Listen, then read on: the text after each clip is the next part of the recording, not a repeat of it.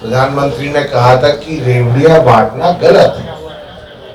अब आज सवाल तो उनसे भी पूछा जा सकता है कि आपकी ही एनडीए की सरकार है और जिस तरह से बिना किसी फाइनेंशियल प्रूडेंस यानी राजस्व पर कोई ध्यान दिए बगैर ये भी स्पष्ट न होना कि आखिरकार इन रेवड़ियों के लिए पैसा आएगा कहां से। जब से जनसुराज और प्रशांत किशोर एक ठोस विकल्प के रूप में उभरे हैं, अब जनता को इन झूठे वायदों पर विश्वास नहीं रहेगा। They don't trust the government। उनके ऊपर खर्चा होगा 33,926 करोड़। पहले ही सरकार ने ऋण लिया हुआ है 16,000 करोड़ का वर्ल्ड बैंक से और इस कर्जे की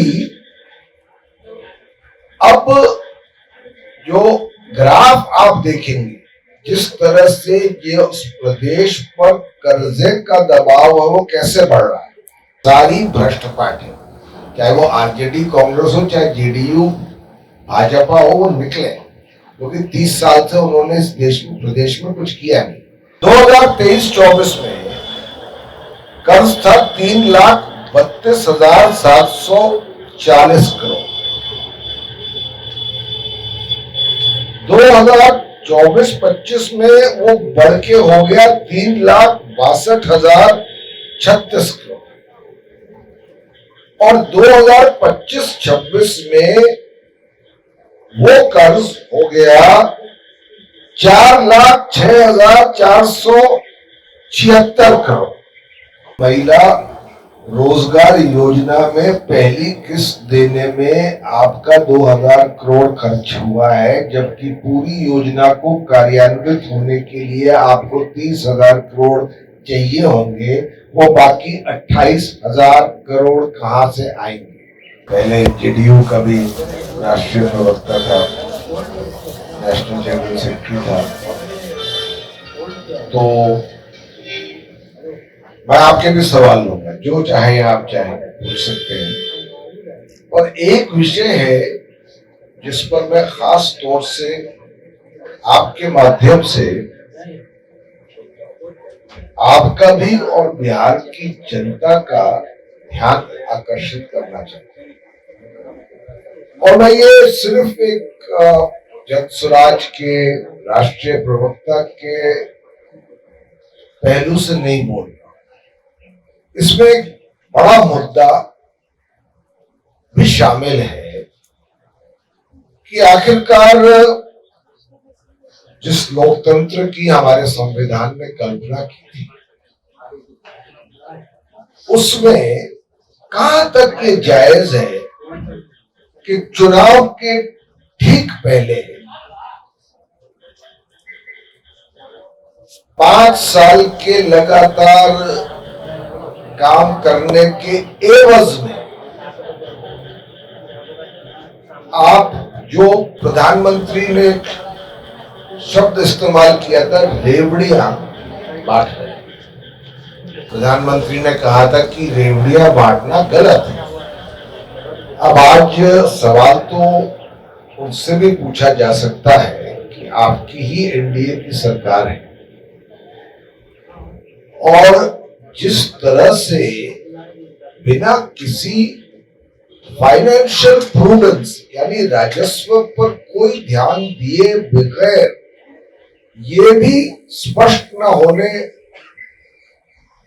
होना कि आखिरकार इन रेवड़ियों के लिए पैसा आएगा कहां से। आनन फानन में चुनाव के ठीक पहले आप जो चाहे जनता को प्रलोभन के रूप में देने की कोशिश करें। मेरे समझ में और जनसुराज की समझ में इसमें एक अनैतिकता है। कि मॉडल कोड ऑफ कंडक्ट आने के पहले जितना हम प्रलोभन दे सकते हैं दे दे, चाहे उसको पूरा करने का सामर्थ्य हमारे में हो या ना हो, या उसके पूरे करने की हम कोई पुष्टि दे सके, जो आज राजस्व की, जो रेवेन्यू की, जो बजट की हालत है उसको मद्देनजर रखते हो।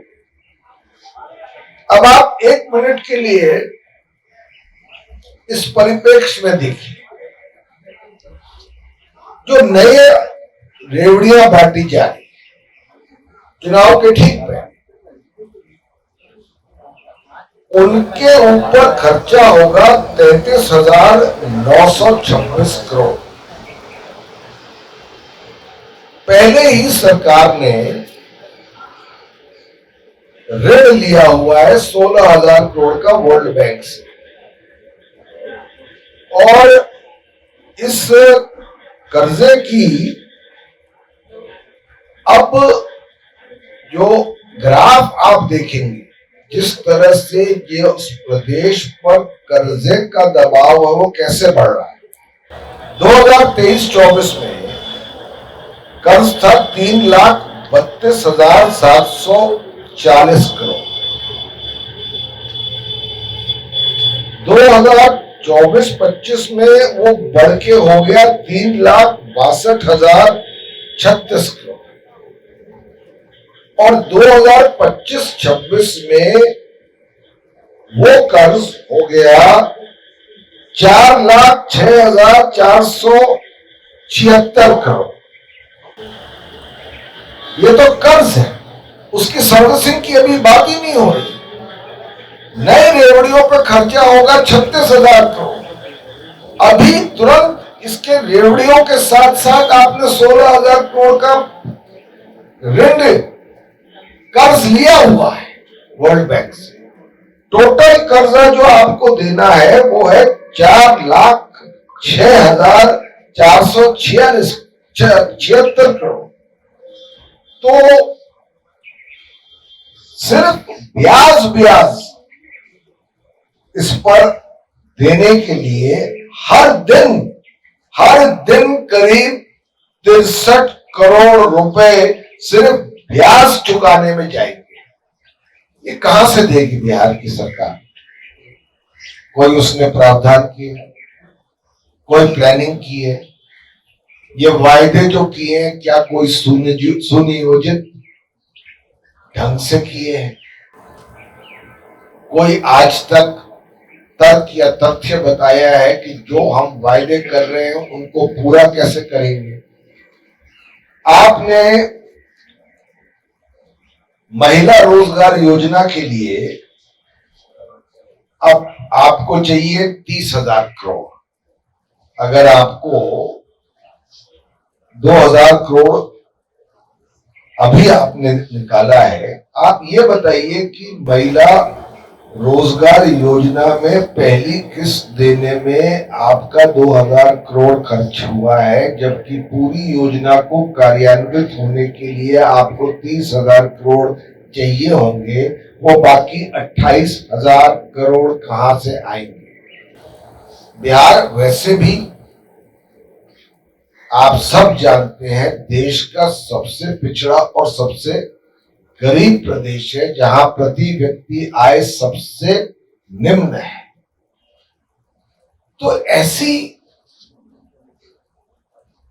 राजनीति जिसमें किसी तरह चुनाव के वक्त सत्ता मिल जाए, उसके लिए किसी भी तरह के वायदे करके जनता को प्रलोभन दे करके सत्ता के लिए लड़ाई लड़ना, लड़ाई भी मैं क्या कहूं, सत्ता के लिए लोगों को बरगलाना, उनको धोखा देने की साजिश करना कि अभी तो हम कह रहे हैं, बाद में करा या ना किया हो तो देखा जाएगा। ये कैसी राजनीति है? इसकी जवाबदेही कौन लेगा? क्या बिहार के जनता के साथ जो ये खेल खेला जा रहा है, जो धोखाधड़ी करी जा रही है, वो किस मापदंड पर सही है? ये एक बड़ा प्रश्न उठा है चुनाव आयोग को भी इसका संज्ञान लेना चाहिए। मैं समझता हूं सर्वोच्च न्यायालय को भी संज्ञान लेना चाहिए कि गैर जिम्मेदार सरकारें ठीक चुनाव के पहले चांद सितारों तक का वायदा कर देती, चाहे उनके पास उसको पूरे करने के लिए क्षमता हो या ना हो। तो ये जनता के साथ धोखाधड़ी, सरासर धोखाधड़ी है। और एक बात तो अच्छी हुई है बिहार में, जब से जनसुराज और प्रशांत किशोर एक ठोस विकल्प के रूप में उभरे हैं, अब जनता को इन झूठे वायदों पर विश्वास नहीं रहेंगे। They don't trust the government। फिर भी दिस डज नॉट एक्सोनरेट, ये इसके वजह से इनके चाल चित्र और रवैये को माफी नहीं मिलती है। इस तरह के आप एन मौके पर चुनाव के पहले आप वायदे करते चले आए, तो मैं समझता हूं कि संवैधानिक सिद्धांतों के अनुसार, नैतिकता के अनुसार ये गलत है और बिहार की जनता को पूरा हक है कि इस पर जवाबदेही मांगे। पवन जी, सर एक सवाल है। पवन जी, आपने कहा कि बिहार सरकार के जो डपोर संखी घोषणाएं हैं उस पर बिहार सरकार पर कर्ज हो रहा है और लगातार घोषणा पर घोषणा किया जा रहा है। एक तरफ आप ये कह रहे हैं, दूसरी तरफ प्रशांत किशोर कहते हैं ये तो हमारी मांग थी, बेरोजगारी भत्ता बढ़ा दिया गया, ये तो जनसुराज की पहले से ही मांग थी, मानदेय बढ़ा दिया गया, ये तो जनसुराज जो है वो पहले से ही कह रहा है। दोनों बातें आ रही हैं, आखिर इसमें माना क्या? मैं इसका बिल्कुल साफ एक करके लेते हैं। इसी से जुड़ा हुआ प्रश्न, जो घोषणाओं की आप बात कर रहे हैं, महिला रोजगार योजना, उसी की मांग लेकर के प्रशांत किशोर जी खुद सड़कों पर उतरे थे, विधानसभा घेराव किए थे। तो उस समय क्या जनसुराज को ये बजट वाला रिलेटेड जानकारी नहीं था? बिल्कुल, आप लोग का प्रश्न सही भी है और कहीं न कहीं उसमें आपके प्रश्न में मैं समझता हूं अपने आप में जवाब है। देखिए, जनसुराज सरकार में नहीं है, वो विपक्ष में है और चाहती है कि बिहार में बदलाव हो और सारी भ्रष्ट पार्टी, चाहे वो आरजेडी कांग्रेस हो, चाहे जेडीयू भाजपा हो, वो निकले, क्योंकि 30 साल से उन्होंने इस देश में, प्रदेश में कुछ किया नहीं। अब विपक्ष के नाते अगर प्रशांत किशोर कहते हैं कि ये होना चाहिए था या ये होना चाहिए, तो ये तो बिल्कुल जायज मांग है। आप 60 साल से ऊपर जो बिहार की जनता है उसको 400 रुपए पेंशन दे रहे हैं। कोई आज 400 रुपए की पेंशन में जिंदगी गुजार सकता है? उन्होंने ये मांग की। अगर आप सार्वजनिक शुचिता के मापदंड पे अगर आपने आज बढ़ाया है उनकी मांग के बाद, तो फिर आपके ऊपर जिम्मेदारी है ना, आप सरकार में है कि आप इसके लिए बजट कहां से अरेंज कर रहे हैं। केवल कह देने से कि हम कर रहे हो वो तो नहीं चलेगा ना। हम जब अगर सरकार में आए तो जो हमने वायदे करे हैं उसके लिए एक ऑर्गेनाइज्ड, व्यवस्थागत, इंस्टीट्यूशनलाइज्ड तरीके से बजट का साधन भी रखें। केवल चुनाव के पहले जुमलेबाजी नहीं करें। सर आप